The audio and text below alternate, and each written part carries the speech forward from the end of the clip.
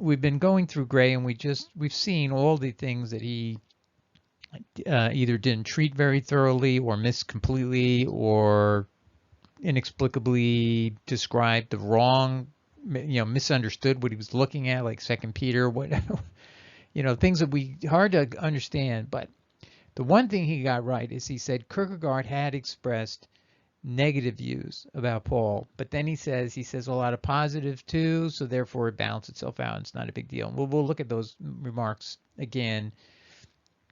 But I want to ask the question.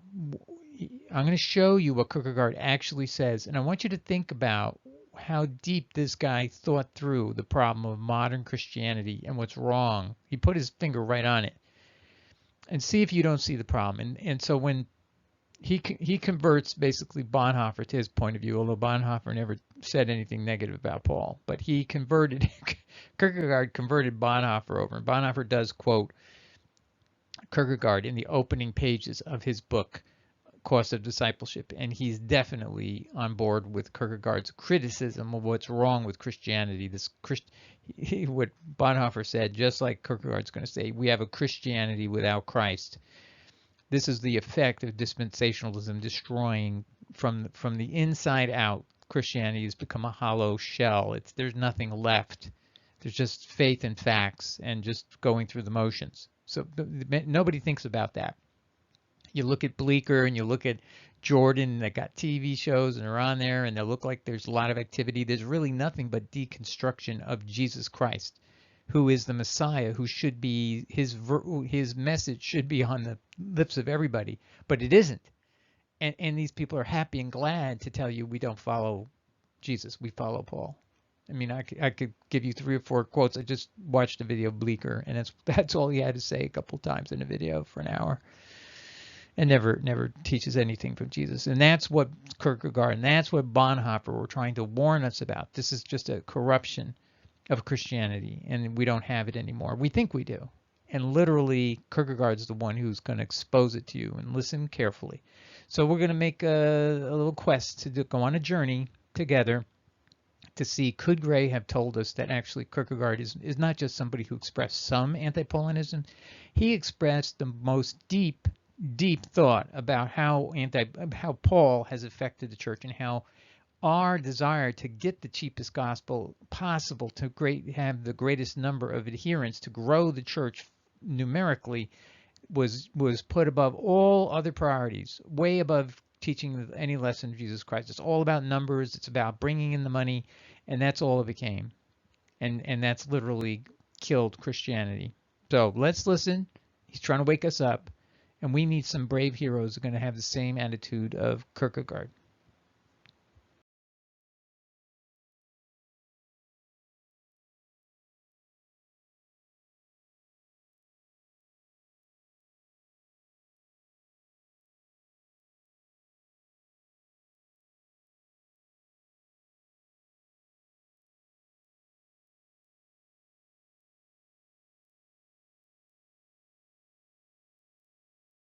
Okay, so we're going to start with Gray's commentary on Kierkegaard. So he basically found one person who was a Christian, who wasn't a hater, who was anti-Paul, but supposedly not really, and his name is Kierkegaard. And a lot of you may recognize him from your philosophy classes and so on. I mean, this man is super brilliant, and he was a Lutheran student. He went to, I think he went to a theologian school, and a lot of people say he's one of the best theologians ever, although that's not how he made his living, or that's not who he is known by most people as.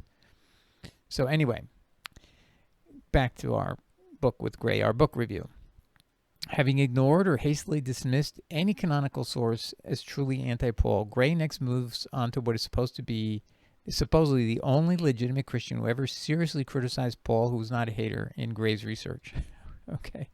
Kierkegaard. But then Gray portrays Kierkegaard as someone whose criticisms of Paul influence are outweighed by his supposedly positive statements about Paul. And this is a Kindle location 2169. Hence, Gray implies we need to not explore too deeply what Kierkegaard's concerns were all about, what Paul's doctrines did to Jesus' gospel. The way Gray leaves the lone figure of Kierkegaard, whom Gray acknowledges was anti-Paul from a purely spiritual motives and not from any hatred, is such that we have a complete gap of understanding what fuss was raised by Kierkegaard. But Kierkegaard was scathing against Paulinism if you pay attention. Gray even quotes Kierkegaard saying Protestantism is, so this is a quote that he included, is completely untenable because it is a revolution brought about by proclaiming the Apostle Paul at the expense of the Master. Kindle, location 172. So he does include that quote. At the same time, Gray does not cite nor quote any of the supposedly positive statements by Kierkegaard about Paul or Paul's influence that outweigh such negatives he expressed about Paul or Paulinism. Thus, we are left simply to accept Gray's hand wave that makes all Kierkegaard's negative comments go away. These positive remarks must be amazing if they do away with Kierkegaard's most radical rejection of Pauline Christianity as not truly Christian at all. And just so you know, that's his view. Pauline Christianity is not Christian, and therefore he refuses to call himself a Christian. And I know a lot of people do that and say, I'm not going to call myself a Christian. I believe we should not surrender the name Christian to the Paulinists, because they shouldn't be calling themselves Christian. Only people who follow Christ should be doing that. So I refuse to give up the name. I won't give it up. But he did it, and he was making a point. He says, I'm not going to pretend to be involved in a fraud by using the name Christian. But what he meant is in his social, he's living in Sweden, I think it is, everyone's a Christian. So he just says, I'm not going to claim I'm Christian because it's just everybody claims they're Christian. So it doesn't mean anything anymore. So I'm not going to use a label that everybody's using in a meaningless way. And I get it. And he was trying to make a point. I got it. For a thorough collection of Kierkegaard's critique of Paul and Paulinism, see our article, Kierkegaard on Paul. And we're going to take a move over there. Thus, Gray leaves us subject to that one primary exception of Kierkegaard to see anti-Paul critiques he tracks are supposedly motivated most often by hate of Paul. He says so. It's not. These haters are what Gray a couple of times describes as Paul despisers. Kindle, location 5478, 1733, and 1916. But we're not going to focus in on his dogmatics and what his attempt to twist the picture so you only see bad people and you don't see James, you don't see Jude, you don't see 2 Peter, you don't see Jesus on our side, on the anti-Paul side. You don't see the Clementine homilies, you don't see Jerome on our side. All of the people through history who've always been reasonable, logical, Reverend Holmes Gore, normal, sane people. Clementine recognitions, you don't get to see any of these people. But he did give us Kierkegaard. So I want you to hear Kierkegaard, who he has conceded himself is somebody worthy of listening to, who he doesn't hate a single soul on earth. So you could never accuse Kierkegaard of hating anybody. So let's listen to what Kierkegaard says. I'm going to close this slide and pick up another one. Okay, so we're going to look at Kierkegaard from the mid-1800s, and he's going to say Protestantism is Paulinism in mitigation of true Christianity. A Lutheran-trained theologian seeks reform. And this is from his Papers and Journals, 1996, page 629.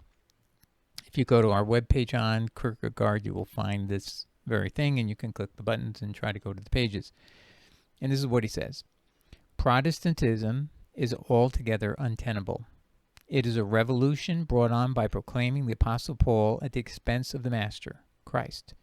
If there is to be any question of retaining Protestantism, we confess that this teaching is a mitigation of Christianity. He doesn't mean that in a good way. It's the minimization, the undermining, the oversimplification, the destruction of Christianity. Basically, it's just not original. It's no longer anywhere near the original. So he'll explain that. I just don't think it's a word that translated from Swedish very well into English. So it's a very negative term he's saying, which we humans have allowed ourselves, appealing to God to put up with it. And instead, Protestantism is blazoned forth as an advance in Christianity. He's like, no, it is perhaps the most profound concession to the numerical. This new morality that wants to be Christian but wants to be rid of the reality or to have it downgraded and insists upon being such and such a number. So he's saying that this idea of proclaiming Paul at the expense of Christ is just to get numbers. And what was Paul all about?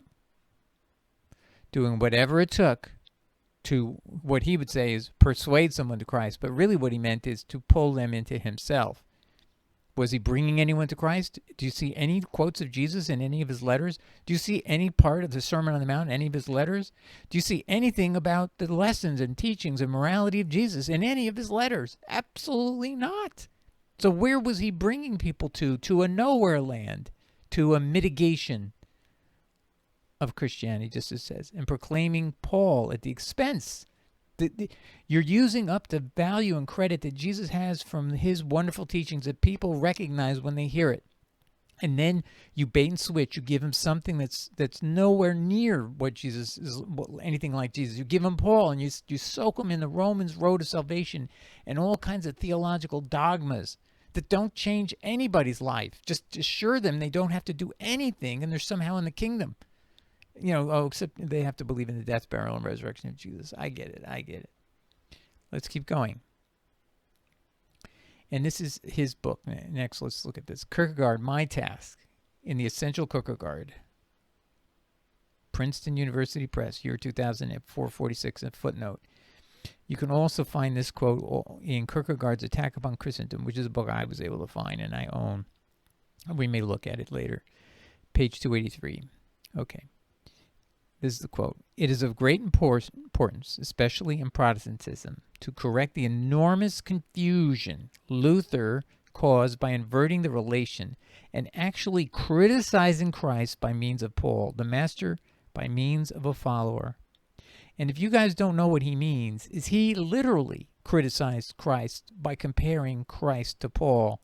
And he claimed, and I showed you the quotes, he claimed that Paul was in advance of Jesus Christ, that Paul had a better understanding that the law is being done away with than Jesus. That's how Luther reconciled Paul to Jesus, not where Jesus had superiority, but Paul knew something that Jesus didn't know, as the law was fading away, like Paul says in his letters. So Paul became superior to Christ. That's why the Reformation was founded on turning us not to Christ, but to Paul, because that was the original understanding of Luther. And Kierkegaard understands this, but it seems to be something that nobody else, nobody wants to acknowledge of how we got into this situation. Luther put us in this path because he believed Jesus was not in advance of Paul, but Paul was in advance of Jesus. Let's keep going. Kierkegaard, Journals 3:291, quoted in David McCracken, The Scandal of the Gospels, Jesus' Story and Offense, 1994.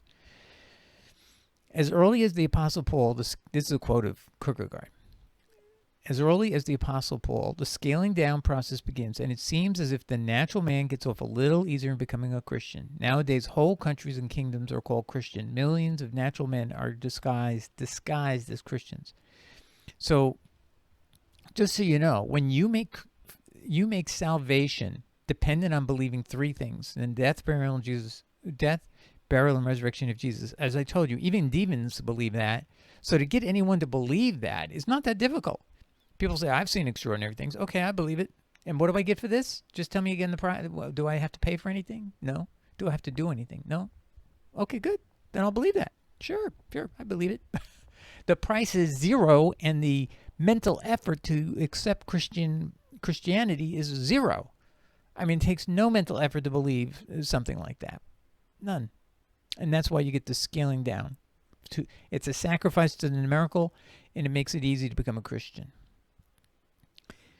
Now, he's going to use a term that I might not use. He's going to call Jesus the God-man. Now, I believe Jesus is fully indwelled by God the Father, okay? But that's because he's like the Shekinah, because in John 1:18 it says the Word, which is God, came to Shekinah in Jesus in the flesh. It's still God is the one who's coming into Jesus. Jesus is not God coming into himself, okay? So he came to dwell in flesh. But anyway, that's just me. So now listen to what his comments are. So put that to one side. And I don't know how he means God-man. Maybe he sees it just like I do. Okay. Only the God-man, Jesus, would be able to endure the propagation of the doctrine by proclaiming it, even if he did not gain one single follower.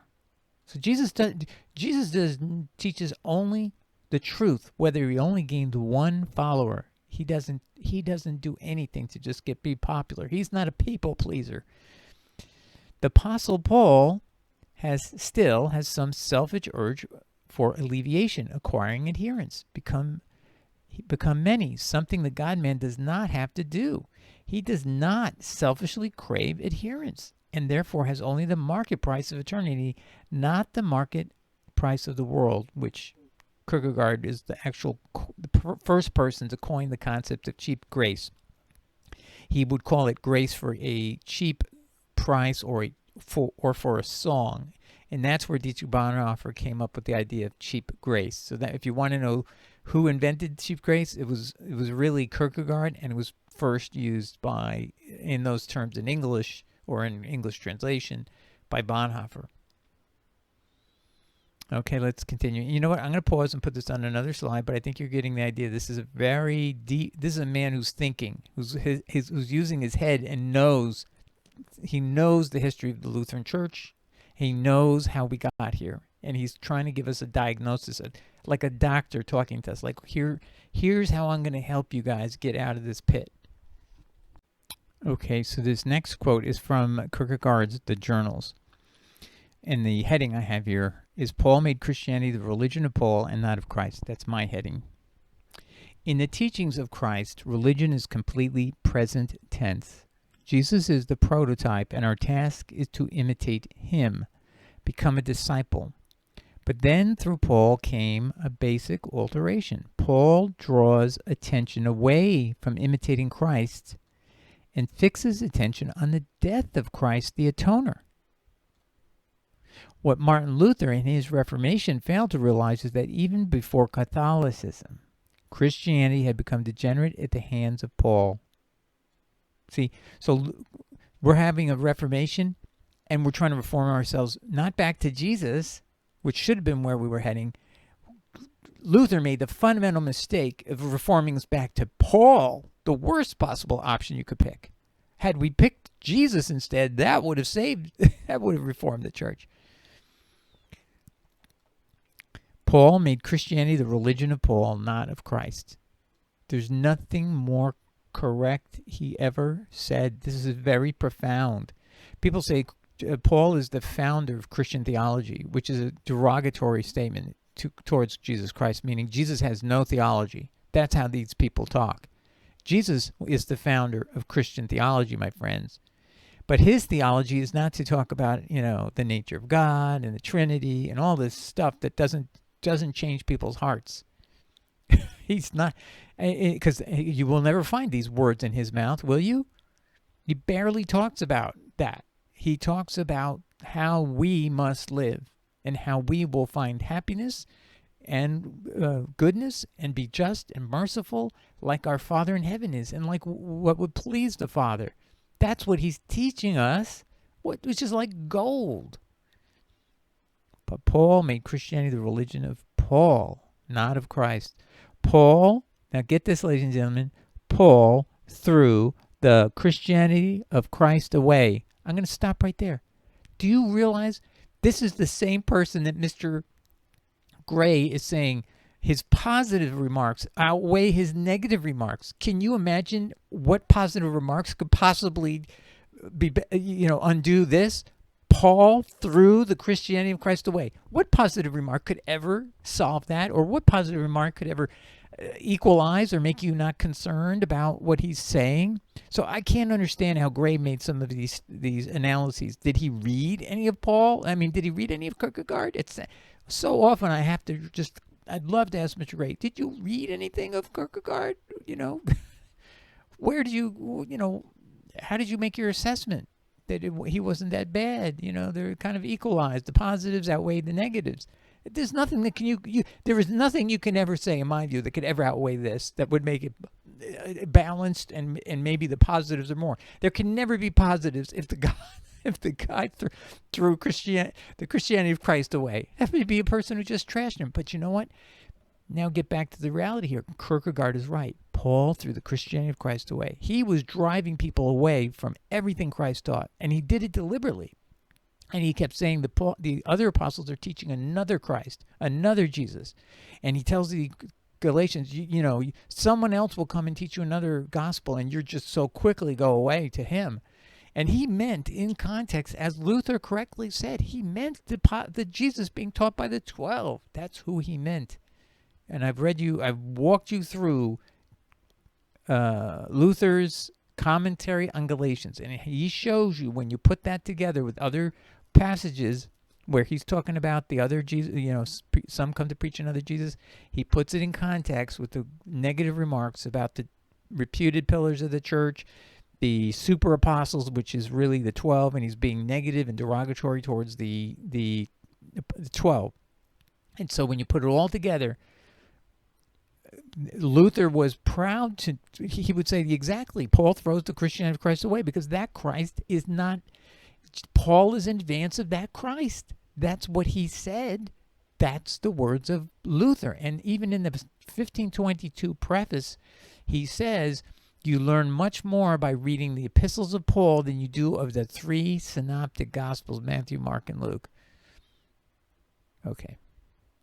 Paul threw the Christianity of Christ away, completely turning it upside down, making it just the opposite of the original proclamation of Christ. The opposite. So he didn't just take the gospel of Christ away. He turned it completely upside down, so it was the opposite.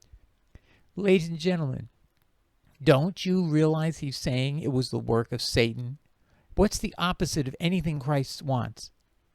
Satan. Whatever is which Christ wants, Satan wants the opposite. Now, he didn't use that word Satan. I think he's just simply saying, as a practical matter, Paul turned it all upside down and threw Christ away, and it was the exact opposite of Jesus' proclamations. Let's continue. Can you imagine anything that could balance this out, like Mr. Gray says?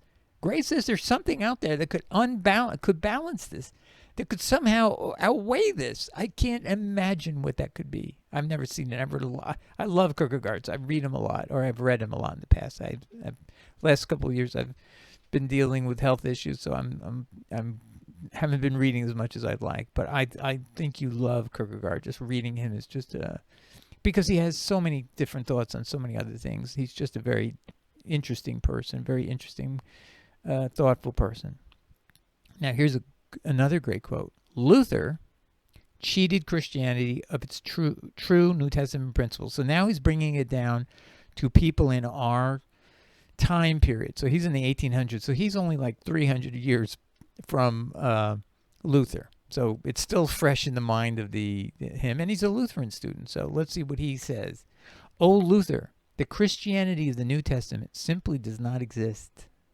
Here there is nothing to reform. What has to be done is to throw a light upon a criminal offense against Christianity, prolonged through centuries, perpetuated by millions more or less guiltily, whereby they have cunningly, under the guise of perfecting Christianity, sought little by little to cheat God out of Christianity, and have succeeded in making Christianity exactly the opposite of what it is in the New Testament. Kierkegaard's Attack. This is a book I have. So I think this comes out of my book.